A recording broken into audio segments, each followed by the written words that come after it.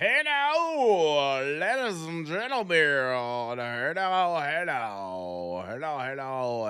Hello. We're getting a little bit of insight as to what is being said inside the Bill Clinton hearing. And Bill Clinton is allegedly saying he had no knowledge of Epstein's crimes. Oh, who saw that coming? Mm. Yeah, we do it. We do it. Yeah. What the heck is that? I don't know, man. I don't know what just happened there. I got a shriveled up lung or something. I don't know. I don't know. Leave me alone. Anyway, so by the way, so in here, I don't know if you noticed, but like yesterday, Leland moved the camera up a little bit. hmm And so it's higher now, but the TV where I can see myself was lower.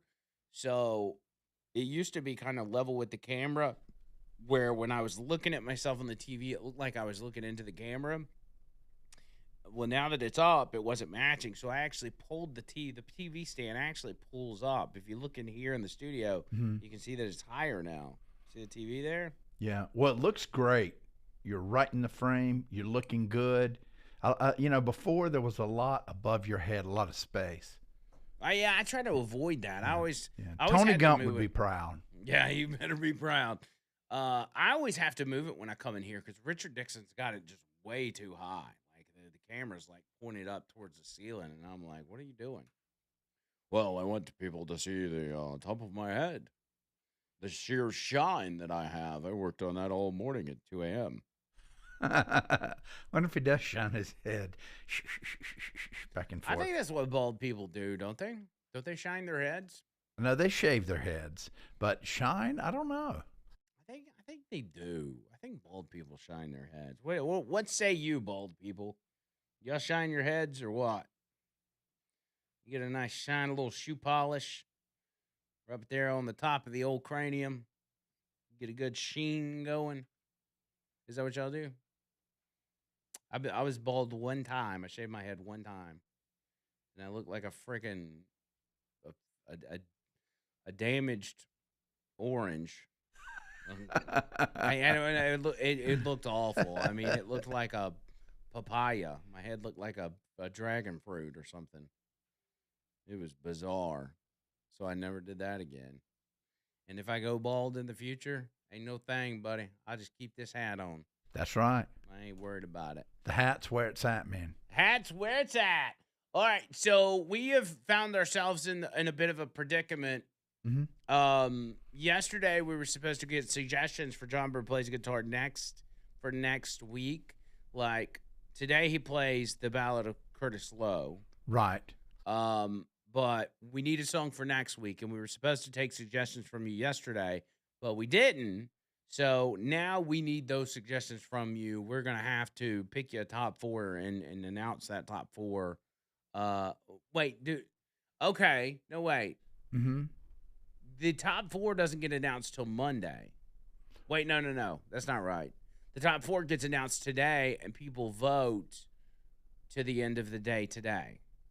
Right, but Okay. we can extend that because it'll be probably early afternoon when we post it. We'll give them to Saturday night at midnight or Okay, whatever. so we're not going to be announcing the top four. Mm-mm. They're just going to have to see it on social media. Right. Okay, we can announce the top four and then the winner simultaneously on Monday. Yes, and that keeps it all up because if it's a song I don't know, I need all the time I can get. Fair enough. All right, so y'all send the suggestions in on the text line 205-545-9950, and we'll go ahead and John Bird will start jotting these down. hmm Troy says no, don't shine it. Over time, it develops its luster. So it naturally happens. No, that's the name of a song. I'm just kidding. That's probably the name of a song somewhere out there. Developing luster. Richard the Cop says I like to get my head polished. What is wrong with Richard the Cop lately? He's all kinds of. Is his testosterone too high or what? What's going on here? I don't know. Where's But I tell you what, he's bringing it, boy. Miss Richard the cop? I don't know what you're doing, but you need to get a hold of this guy. Need to calm him down. He has just been out of pocket as of late. Jeremy says, no, I shave my head. I just don't shine it. Dixter says, Dixon's got that big old jugger head. Wonder what a jugger head is. I don't know. Katie says, he promised me Better Man by Pearl Jam. Better Man. You obviously can do that because you did John Fetterman. Yeah, I've got it down on the list. Neil says, it's all natural. God only made a few perfect heads. The rest he put hair on. And thanks for the cover song. Hey Mickey by Tony Basil. Yeah. Is that oh Mickey, you're so yeah. fun, But you know what? I could do the heck out of that song. Could you do it in your own John Bird way? Yeah. I've already got it up here, right up here as soon as I saw that. Really? Yeah. I could kill it. And part of the fun is taking a song very different and, giving it your own flair. So All You Zombies by the Hooters. Oh my gosh, what a great song. What is that? All You Zombies by the Hooters. You don't know what that is, do you? I do. All you zombies, hide your faces. Really good song. Really? Never heard that. Dude, I'm getting inundated with spam calls. I've had like 8 this morning. Hey, Hello. You have a call at no expense to you from Charla, an inmate at Birmingham Work Release Center. Okay, so it is a call from us. Go ahead. Oh, okay. Take it. I So just put it on hold. Go ahead and get it. Get it. Take it. Tell me you want to take it. He thought it was a spam call. We're getting calls from the jail, bro. You can't let those fly by. Y'all keep sending in your stuff. Y'all keep sending in the songs. I gotta take this call from the jail. These are, by the way, all jail calls and all prison calls get priority on this show. Every single one of them. I don't care who you are. You get put to the front of the line. Because John Bird will put in on my screen, because I got a screen over here that kind of tells me who's on the phone. He will put inmate on the name. That way I know who exactly I'm talking to. And not all inmates can text in their song suggestions. So maybe that's what this one is. Maybe it's a song suggestion. Let's see. Techno Train by Electric Callboy. Peaceful Easy Feeling. Amen by Kid Rock. Here's one. It says the second All You Zombies. So that's a pretty good one. Uh-oh. All right, so who do we got? Is it Charla? Is that right? Charla? Hey, what's up? It's Charla. Hey, I love your show. You have some avid listeners here at the center. We really love what you represent. Well, and I want to be excited about the news and all that stuff that's going on out there, and I want to be a part of just being a person in the free world again, but I can't, because obviously we're suffering here in these institutions. They're institutions of fear, and I just wanted to get out to the public, that we were having this conversation just this morning about there are officers that are retiring from the prisons who have had a career in beating women, disrespecting women, body shaming women, raping women. It's just been a continuous thing. And, then we have to hear about Epstein, who had this island, where he had girls over there that were being abused. And we're in the same camp in the state of Alabama. It's just not called Epstein Island. It's called Alabama Department of Corrections. It's interesting because I had that thought as both sides of the political aisle were, and not just politicians, but people that follow politics, were all up in arms about the Epstein files, and they were saying, release the files. And I thought, not necessarily the DOC, but that just in throughout the country, the people that are suffering or have suffered that sort of trauma as they're watching this and people like that that haven't gotten justice, they got to be thinking to themselves, man, I've nobody cares about my situation. And, obviously I can't say I can take your word on it as far as what's happening in there, but I get it at the same time that if that has happened to somebody, that it's got to be incredibly frustrating to watch all that. And we've talked about it, if you've been listening to the show, you know that we talked about the DOC stuff and the extraordinary amount of problems that have been going on in there, whether it's men or women's prisons, and Yeah. that they don't seem to be getting better. They seem to just be getting worse. And every solution that's provided by the government here in Alabama doesn't seem to solve those solutions. And according to you, you're not the only inmate that's calling this show. All you Yeah. guys have a similar story. Yeah. There's a lot of us that are here for self-defense murder. That's what I'm here for. I was sentenced to 25 years just for defending myself. I was stabbed in the face first while driving my car by a drunk friend that was sitting in my back seat, and I fought for my life. And I won, but what did I really win? I mean, I'm here in this horrendous place. I cannot go home. If I try to walk out the door, they will shoot me. And it's just like a reality that I just cannot accept. And then at the institution we're in, the Department of Corrections is backlogged or backed up because for several reasons. One, for instance, is the disciplinary procedure that we have in here, which is like a kangaroo court. I just got a citation the other day, and I want to read it to you. I'm sorry, excuse me. It says, Warden, and I'll leave out his name for his safety, noticed that 2 inmates in the dining hall had a similar appearance. The warden stated, you two look alike. Inmate Johnson then made the statement, why? Because they're white or because they're inmates? This behavior constitutes insubordination. And I was shocked when he wrote me up for that, and I had loss of 30 days privileges outside, loss of canteen for 30 days, loss of telephone for 30 days, loss of visitation privileges for 30 days. And now, if I was receiving good time, they would have probably took 3 years of my good time because Wow. I asked a question. Yeah. Yeah, that seems kind of out of pocket. And you seem so. How old are you, if you don't mind me asking? I'm 54. You're 54, and you got 25 years. How far in are you? I've done 9 years so 9 far. years. So you've got. And are you eligible for parole throughout any of the remaining time? I will be eligible in 2031, but here's the thing. With all these disciplinaries on my record, for nothing, I won't make it.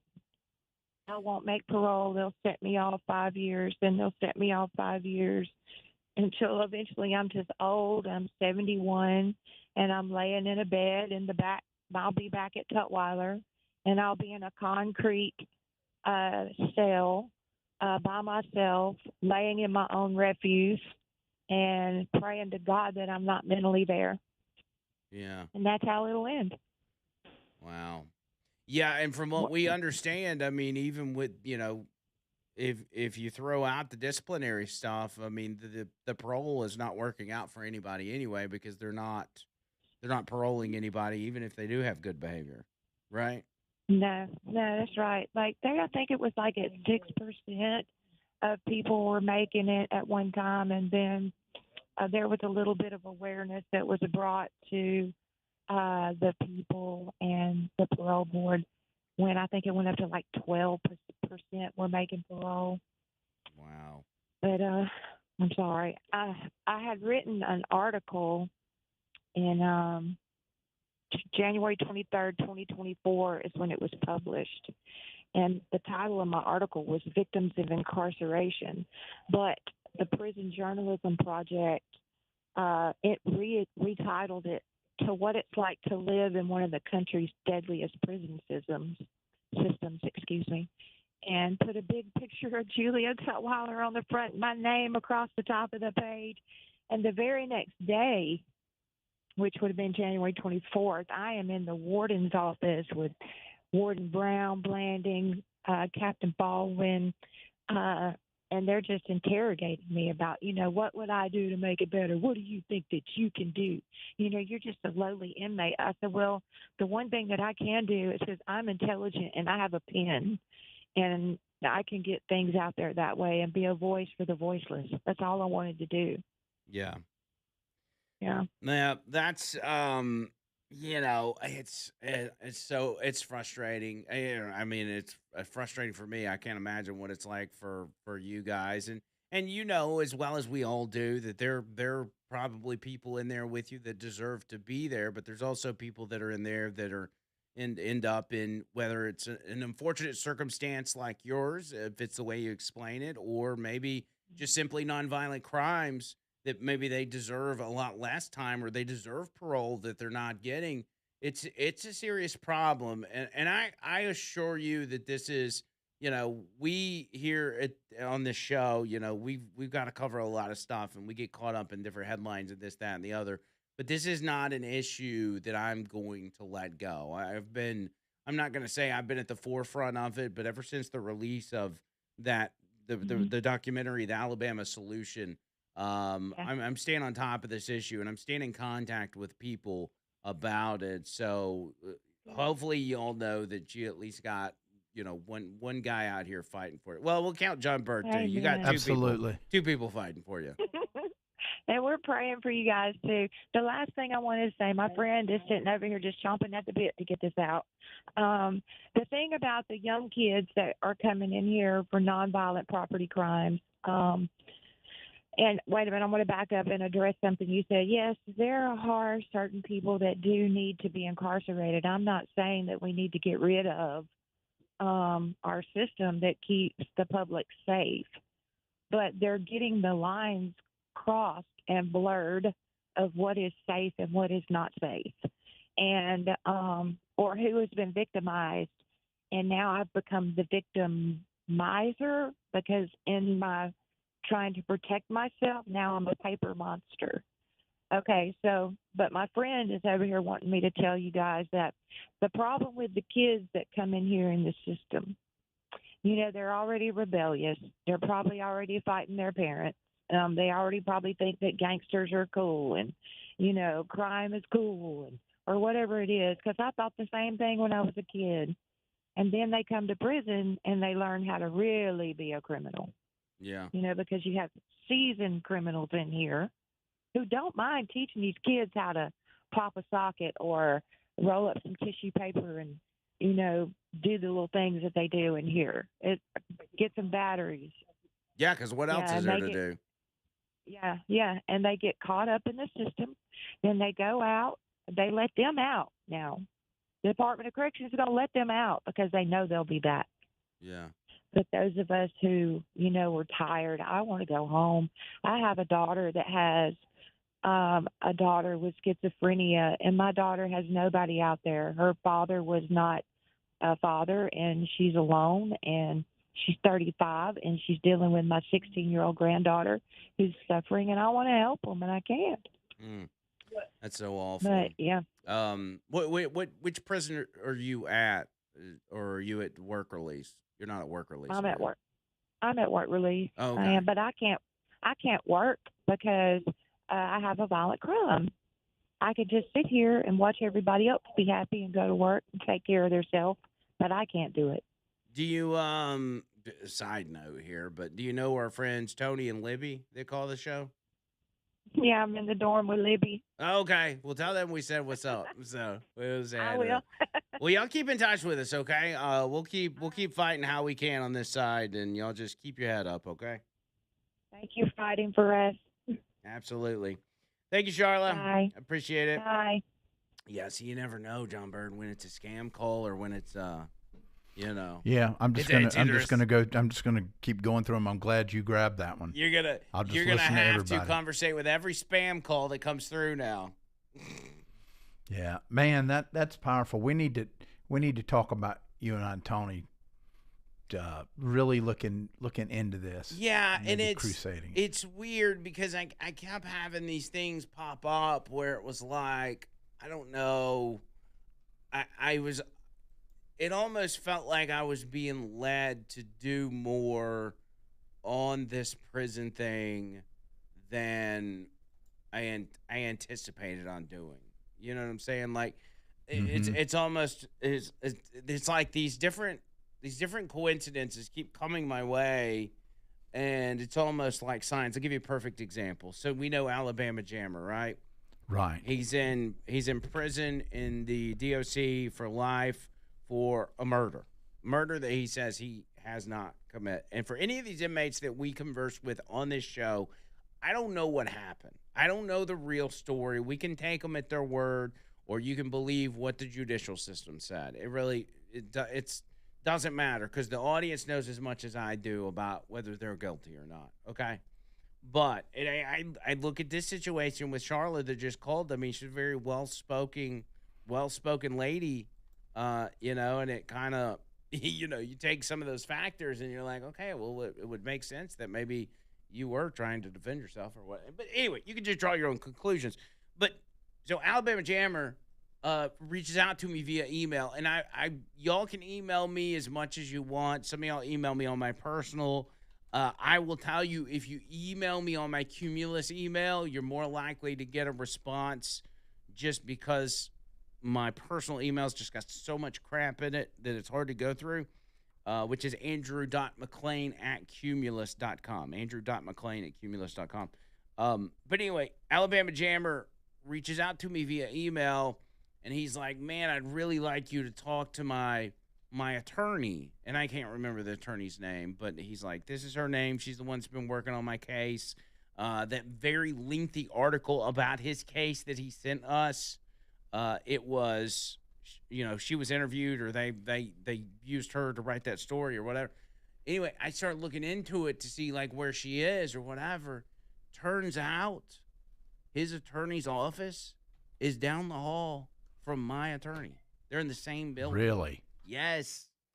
And so next time I go see Chuck, I think I'm going to try to stop by her office, or I'm going to call her and just maybe set up a meeting. And, not that I'm going to, get anybody out of prison or anything, but I just kind of talk to her and get some insight from her on what it is that she knows or that she's seeing on the inside of these jails, or like maybe, I don't know, maybe she can enlighten me on some stuff. Who knows?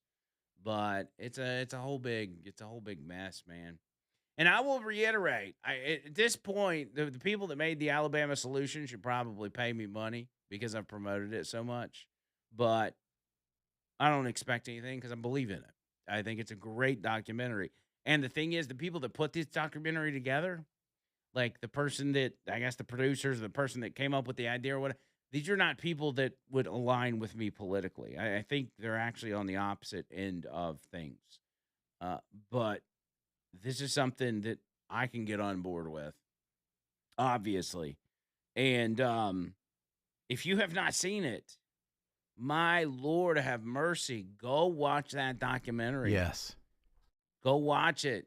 I mean, if I don't know that I've ever, at least in my recent adult life, watched any sort of film 3 times, especially 3 times in a matter of 3 weeks. But I watched that documentary 3 times because I was so mind blown. I wanted to make sure that I wasn't tripping and I was seeing what I was seeing. So go watch it. HBO Max, The Alabama Solution. Back after this.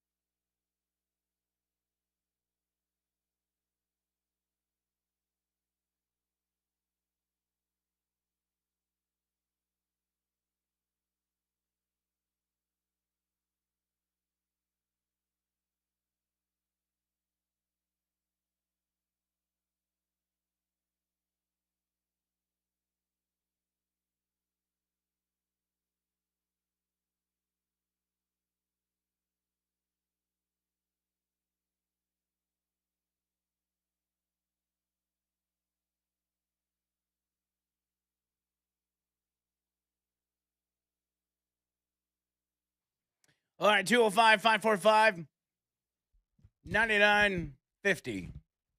9950. Let me get Gail in real quick, who's in Gardendale. Gail, what's up? Hey, enjoy your show. Thank you. Seems like every time I get in the car, we're talking about the situation about the prisoner. So I feel like I'm supposed to be doing something myself. What can we do as your audience? What can we do? Who can we write to? What do we need to do to support this issue? And I'll hang up and let you answer my question. Thank you, Gail. Thank you. Wonderful question, by the way. And my first thought, I probably need to put some thought into that, but my first thought is contacting people, and that would be to contact your local state representative, and you'd be able to go online. If you don't know who that is, you can go online and Google it. A lot of y'all do know who it is, whether that be whoever your local guy and in Montgomery is. Reach out to them. And I'll do some research, find out who everybody is, and we can post it. Yeah, or if you can just find the link on yes, Alabama yes, House site where they can just easily search it. You can type in your county or your where you live, and it'll tell you. And John Bird will post that on the 99.5 Facebook page. So if that makes it easier for y'all, do that and just reach out to him, send him an email, call him, whatever. And it wouldn't even hurt for you to reach out to your U.S. House and Senate representatives. I mean, especially with Tommy Tuberville being a lock for governor. He's still a senator right now, although he's dealing with national issues on behalf of the state of Alabama. He's coming back home to Montgomery in just a matter of months. So reach out to Tommy Tuberville as well. And next time I talk to him, because again, I don't like bringing politicians on, but I've built a relationship with Coach Tuberville's people. I'll bring it up to him personally, and I'll say, hey, this is a huge thing. I have no idea if he's seen that documentary or not, but I will encourage him to do so, and say, hey, can you do something about this? And if we can go ahead and get in his ear early, well, by the time he takes office next year, then, maybe some changes can get made. I mean, it's going to be, first of all, it's going to be on a political side of things. It's going to be amazing to have a governor that actually does stuff. Tommy Tuberville's actually going to do stuff. Kay Ivey is our Joe Biden, essentially. She's not running the state. She's just doing what she's told. She's a placeholder. She essentially just drunkenly stumbled into that position. Tommy Tuberville is a guy that's going to get after it. And I think even though he's going to be a tough on crime guy, if y'all send him an email or make a phone call, tell him, say, I am like you, Coach Tuberville. I am a tough on crime person, and I know people deserve to be in jail. But there's also people being treated inhumanely and people that don't deserve. That's what's so crazy to me. Like when people make this argument, and I'm just talking in a political sense here, and they're like, well, the court said this, the court said that, so this is the truth, and that's the truth. And I'm like, in what world do you live where you think just because a court ruled in a certain way that means they ruled correctly? I mean, we not remember O.J. Simpson? I mean, for decades and decades, as long as I've been alive, courts have been getting it wrong. The highest court in the land, the Supreme Court, just got it wrong on tariffs. Courts get it wrong. Like, if your argument is based on what a court ruled, then your argument's invalid, essentially. Democrats always, the 2020 election was stolen because 51 courts said that there was no fraud. They didn't say that, but, even if they did, it wouldn't matter. It'd be like, courts get it wrong. And because of that, you end up with people in prison that really shouldn't be there. Or people that end up in prison that maybe should be there, but shouldn't be there as long as they've been sentenced to. It's extremely, extremely tragic, honestly.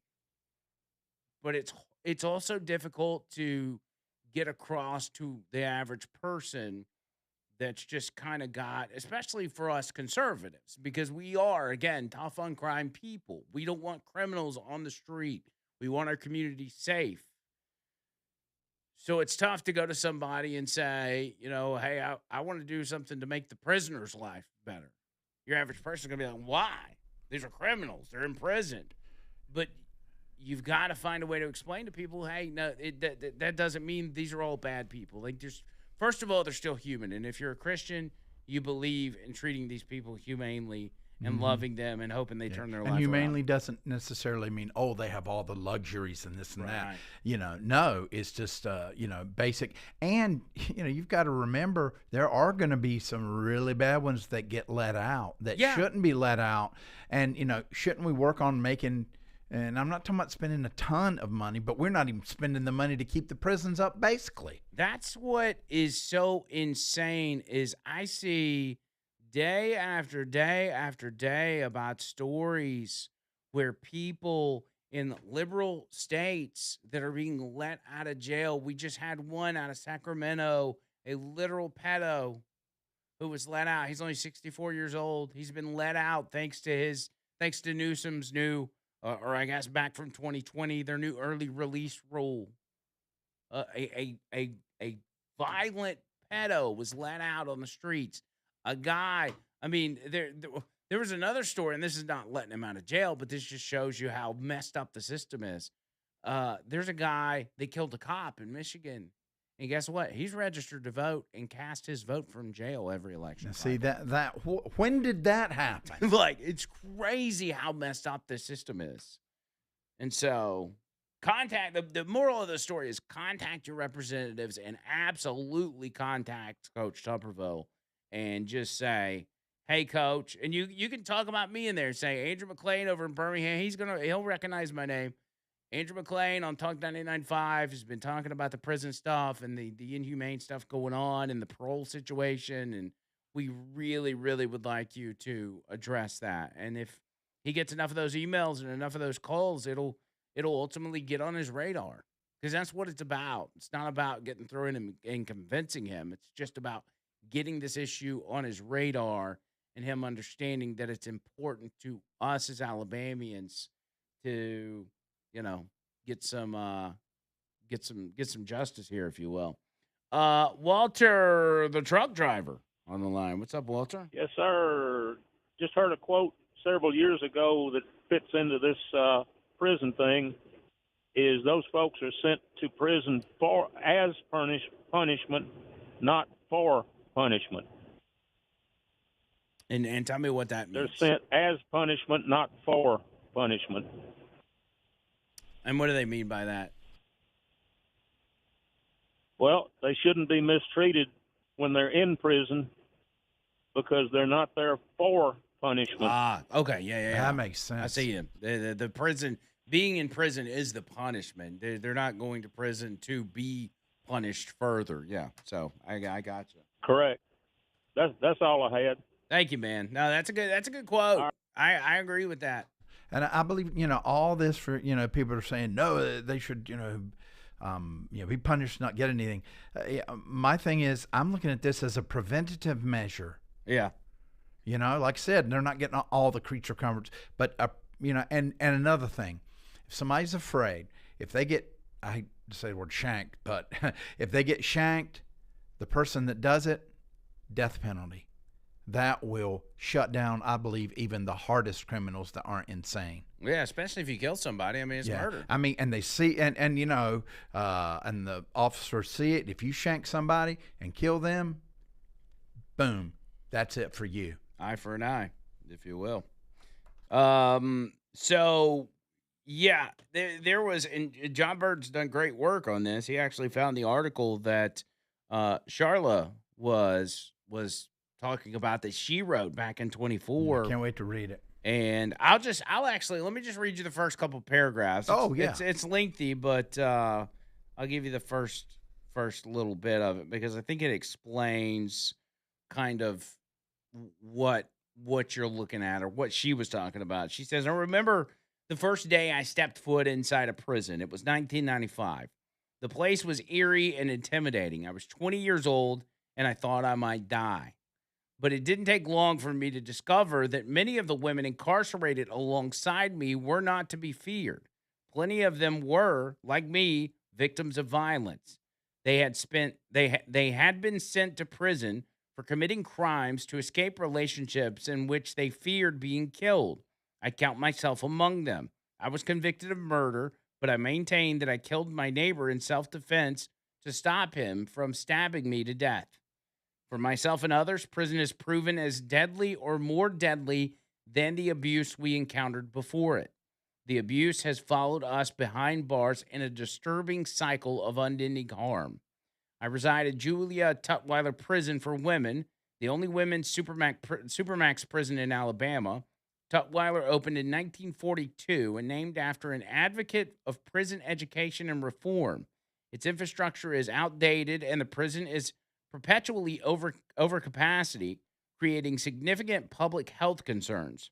And it has been working for years to fully comply with a U.S. Department of Justice lawsuit concerning sexual abuse from prison staff. And if you recall that at the end of I think this was 2016, so this would have been the end of Obama's term, the Justice Department finally got involved and went to the Alabama prison system and looked around and saw all the problems and told the state of Alabama, you got to comply with this mandate. You got to clean this mess up. You got to get your ish in order.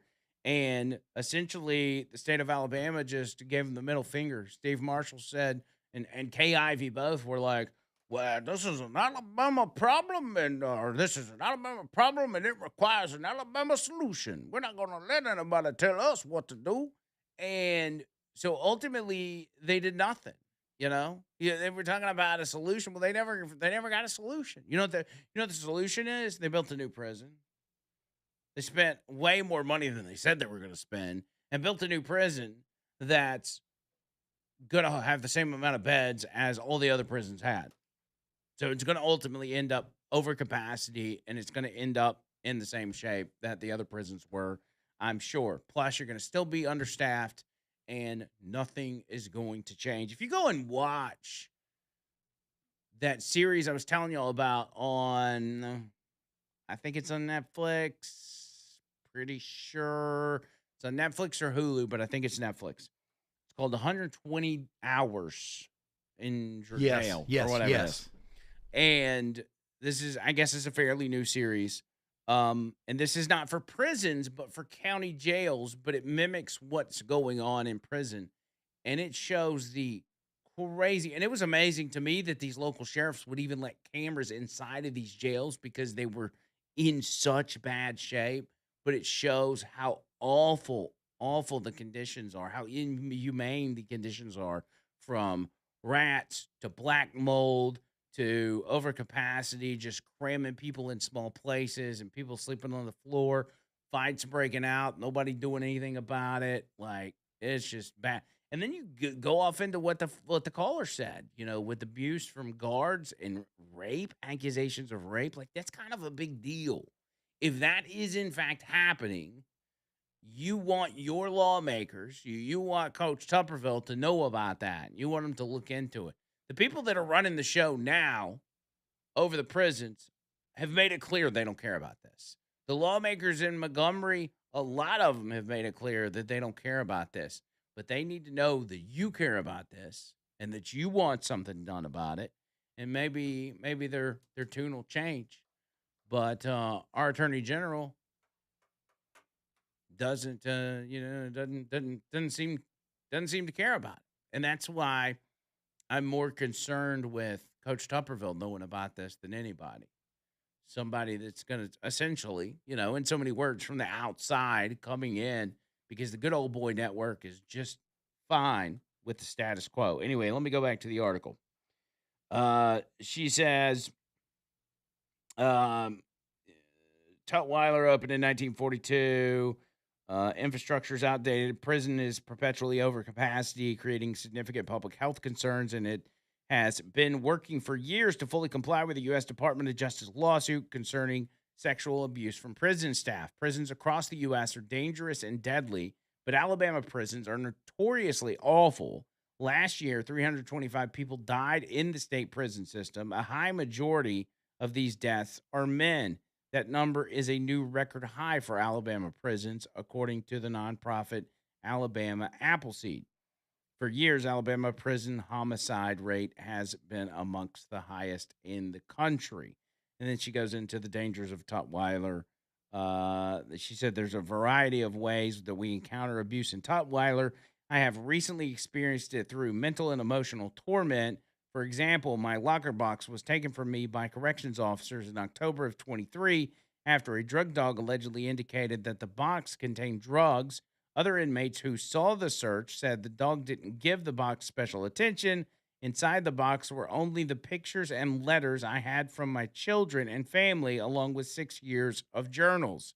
If I was losing my mind, if I wanted to die or keep living, I wrote it down on those pages. Psychological abuse comes in the form of our living conditions. Our beds are so rusty that rust smears our sheets. The tiles on the floors are so rotted they break into pieces.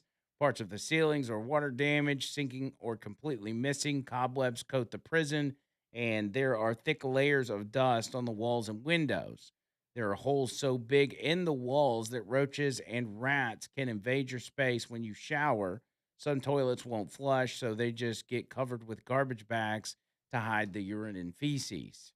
Me and others have suffered from E. coli due to unsanitary kitchen practices. At one time, I weighed 250 pounds, but severe stomach cramps from eating in the kitchen have made it difficult to eat, and I've lost close to 120 pounds in just a few months. Since our toilets and showers aren't clean, me and other women have contracted skin infections. We have been told these issues have been investigated by the state, but nothing ever changes. And that is, that's just a handful of the problems that I've heard about that she is reiterating. Good grief. In her article there. So again, humanely is how you gotta treat you gotta have a standard. You know what I'm saying? Nobody's saying eliminate the prisons, nobody's saying let everybody out, nobody's saying send everybody to Club the Fed. It's like just build the standard and keep it there. And that's not happening. It hasn't been happening for a while. And I hope this message gets out there. 205-545-9950. More show coming up.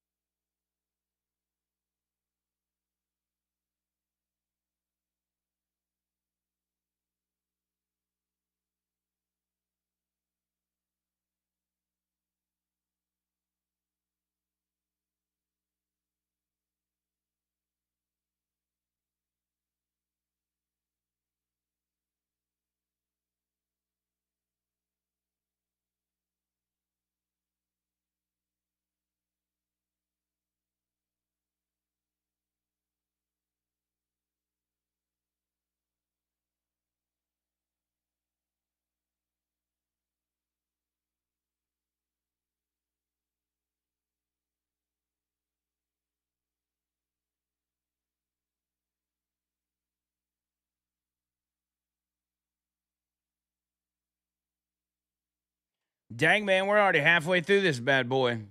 I know it. Ah, man.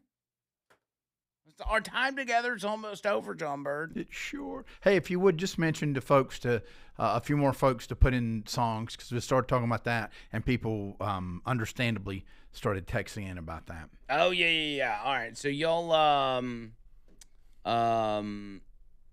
y'all send that in. Y'all send in your song suggestions. This is for John Bird Plays the Guitar next week. Send them in. And how about what's the Johnny Cash song? Folsom Prison Blues? Oh yeah, maybe you should do that one. Yeah. maybe send in some prison song suggestions for John Bird. That wouldn't be a bad idea. But that's coming up. Also, John Bird plays the guitar at 1, but John Bird plays the guitar live tonight at the Blue Eye Bistro. If anybody's interested in going to that in Lincoln, Alabama. Well, you're going to be there with your family. Yeah, but I don't want it to be about me. I don't want to be like, come meet Andrew Mclain at Blue Eye Bistro. This is about John Bird. It's not about me. But I will be there as long as something crazy doesn't happen. We have plans on going. And what we may not. What are you playing? 6 to 9? Yeah, or 9:30. All right, 6 to 9ish, and we will. Trump's heading to Corpus Christi, Texas, right now. He's getting on Air Force One. I guess he was just taking questions from reporters. I didn't even see that. I missed the boat on that one. Yeah. So Blue Eye Bistro, you can Google it and find it. I'll tell you the address real quick. Blue is the letter I, by the way, not EYE, but blue letter I Bistro. It's 5 Crawford Street in Lincoln, Alabama. And the food is out of this world. I mean, it looks like pretty fancy food, honestly. I mean, I'm seeing, and it doesn't cost an arm and a leg. That's crazy, man. Shrimp and grits. Looks like chicken fingers on a stick. Is that what that is? Mm-hmm. I see asparagus wrapped in bacon, steak, baked potato. Good Lord, look at that mac and cheese. Oh my Lord. That's a lot of good stuff right there. Yeah, it says Google says just $10 to $20 a person. That's not bad at all right there. All right, so yeah, John Bird plays the guitar. Okay. This is moments ago at the White House, Donald Trump taking questions from reporters. I know we don't have a lot of time, but let's go to this real quick. What we have to have, so I'm not thrilled with that. We'll see what happens. We're talking later. We'll have some additional talks today. But no, I'm not happy with the way they're going. Are you concerned at all about President Bill Clinton being deposed and that sets precedent for you and your family? I don't like seeing him deposed, but, they certainly went after me a lot more than that. I don't like him. Look, I like him, and I don't like seeing him deposed.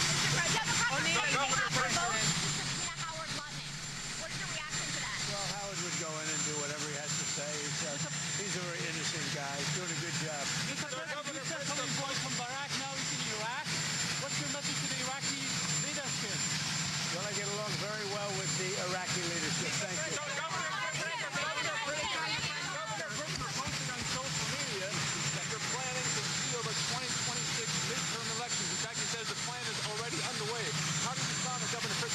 Well, he's got to focus on crime in his state.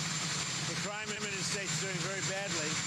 All right, right now you're listening to Donald Trump take questions from reporters from the White House live on WZRR Talk 99.5 Birmingham, Alabama. Louisiana. You take a look at Louisiana. What he should really do is focus on crime in his state because there's too much of it.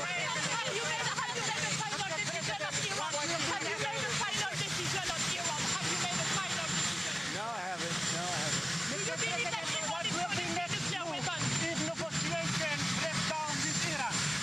Well, we haven't made a final decision. We're not exactly happy with the way they negotiated.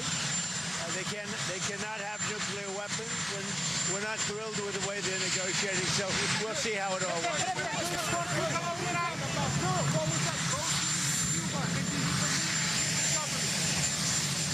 The Cuban government is talking with us, and they're in a big deal of trouble, as you know. They have no money, they have no anything right now. But they're talking with us, and maybe we'll have a friendly takeover of Cuba. We could very well end up having a friendly takeover of Cuba. What about the poster? After many, many years, we've had a lot of years of dealing with Cuba. I've been hearing about Cuba since I'm a little boy, but they're in big trouble, and we could very well, something good, I think very positive for the people that were expelled or worse from Cuba that live here. You know, we have people living here that want to go back to Cuba, and they're very happy with what's going on. The last news of F-35, in particular, Mclain, what about that? I don't know anything about the Epstein files, you know. I've been fully exonerated. Yeah, With the options that you've been briefed on for Iran, is there a risk that strike could turn into a long, drawn-out conflict in the Middle East? I guess you could say there's always a risk. You know, when there's war, there's a risk in anything, both good and bad. We've had tremendous luck with myself, Soleimani, al-Baghdadi. Everything's worked out, and then we do the Midnight Hammer and so many others. Everything's worked out, and we want to keep it that way. But we're going to see. Look, it'd be wonderful if they'd negotiate really in good conscience, good faith and conscience, but they are not getting there. So far, Peter, they're not getting And there. has your team told you that if you use the military now, that there will be regime change right away? No, nobody's told me that. You don't know. I mean, nobody knows. There might be, and there might not be. It'd be nice if we could do it without, but sometimes you have to do it with.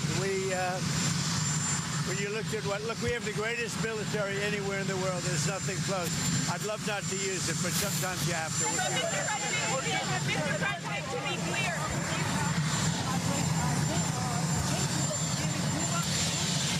Well, Cuba's doing very badly. They're failing. Cuba right now is, to put it mildly, a failing nation. And I've been hearing about Cuba. I said before, since I'm a little boy, I've been hearing about Cuba. And everybody wanted to change. And I can see that happening. Marco Rubio is dealing on it, and at a very high level. And, you know, they have no money, they have no oil, they have no food. And it's really right now a nation in deep trouble, and they want our help.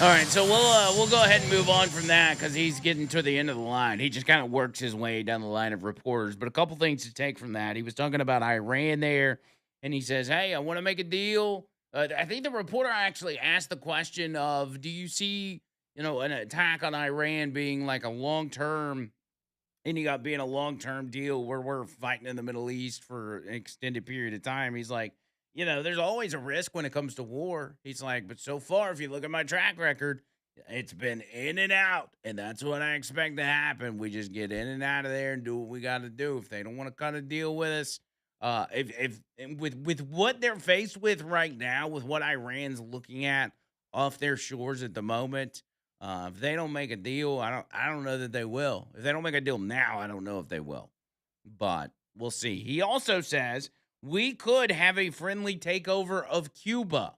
A friendly takeover, he says, which will benefit the people of Cuba. I'll go ahead and tell you now what he's done with Venezuela and what he is going to do with Cuba, whatever that may be, is building tremendous support among the Hispanic community in this country for Republicans, for a future J.D. Vance presidency, because those issues are very important. You're talking about issues that are affecting directly their family members, their moms, their dads, and their siblings, and their children, and their grandparents. Like, that's probably their top issue. And Trump's the first one to actually address the situation and address it appropriately. Crazy stuff, man. Crazy times. But love it. Love every minute of it. All right, let's hit this break. Coming back on the other side with hour number 3 of the line after this.